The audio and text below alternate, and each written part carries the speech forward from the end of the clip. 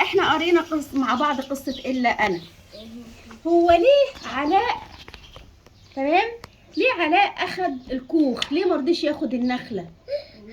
ليه مرضيش ياخد النخلة؟ عشان هو ايه؟ ليه النخلة ما كانتش عاجباه؟ قال عليها ايه؟ قال عليها انا مش هختار. ايوه النخلة انا هختار الكوخ. ليه ما اختارش النخلة بقى؟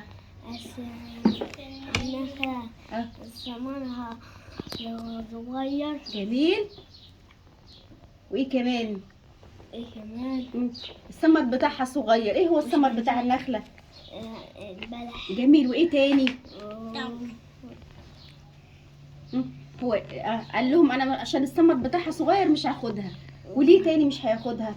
عشان مش عندها ظل. عشان ما عندهاش ظل. جميل يا يزيد.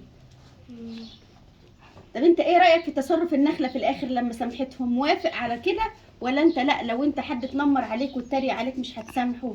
لا.